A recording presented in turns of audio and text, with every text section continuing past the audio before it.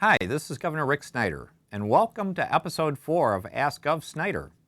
Glad to be back with you again, and I hope you're enjoying these. As you know, the questions come in unedited, I don't get to see them, and I enjoy answering them.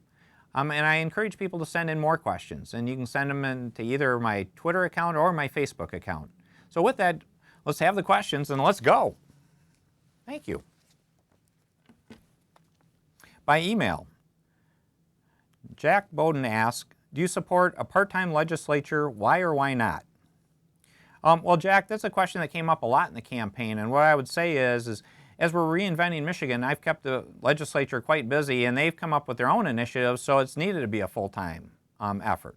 And we're showing tremendous progress. I would say over time, and as we continue to get things done and get Michigan reinvented, it's a fair question to ask because it's always about being more cost efficient to our taxpayers, our customers. So I appreciate that, but not at this time. By email, William, and I apologize, I don't know if I can pronounce this right, Burkell asks, what are you going to do, how are you going to fix the roads, I should say? Well, I made a proposal last year to say we need to invest more in infrastructure. I didn't get too specific about it because we need to invest somewhere between $1 billion and $1.4 billion a year more in our roads and bridges.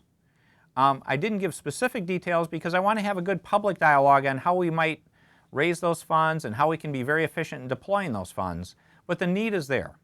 To give you a little bit of information quickly on this one, is about 80% of our roads are rated as good and fair. And we need to do a better job because if we don't make this investment, that percentage is going to drop into the 30s, about the 35% range over the next decade. Now, when I go out and do town halls, I ask people, how many people like our roads and bridges in Michigan? And typically, I don't get a hand to go up.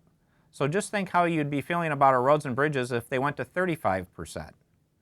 And the issue there is by spending this $1 billion to $1.4 billion a year, we can keep them at 80% or better for the long term and continue to do regular maintenance. If we don't do it, our bill at the end of those 10 years or so will be gigantic. So I view it as actually a way to save money by investing regular dollars now rather than having a massive crisis in a few years. And that's what we need to do to fix our roads. So I encourage you to talk to your legislature, your representatives about what you can do to help on this issue and what's the best way to raise those funds because we do need to invest more.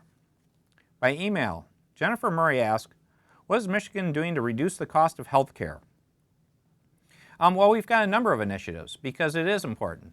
One of the challenges we have is we're waiting to see what happens in Washington with the Affordable Care Act because that will influence how we handle things, but in the meantime, there are important things we can do.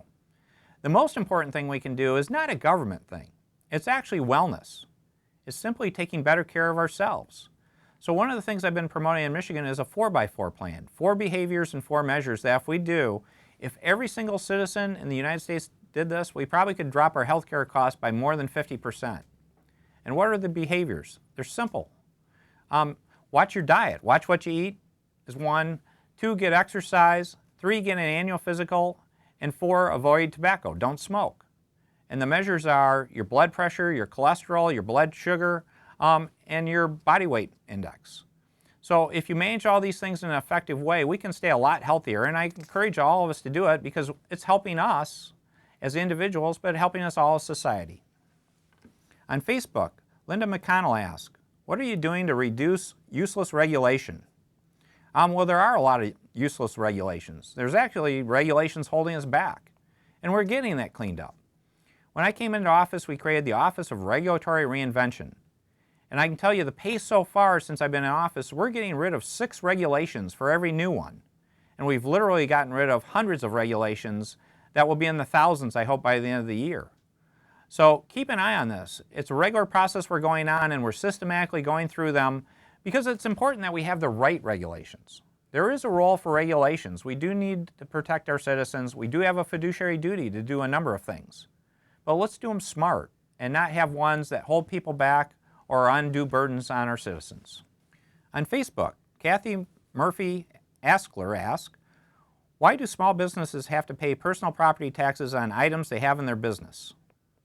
We're actually working on that, Kathy. One of the reforms we were working on now is personal property tax. It's to deal with the industrial piece of personal property tax because it's a job killer. It's actually encouraging businesses to set up in surrounding states instead of Michigan. And the other part we're doing in personal property tax is for small business to say if you're below a certain threshold of property, you shouldn't have to file or pay at all. Just report that you're under that threshold. And that's one of the reforms that's currently in process. It was just started in the Senate. So again, I encourage you to talk to your legislator and speak up on this issue. It's a good topic.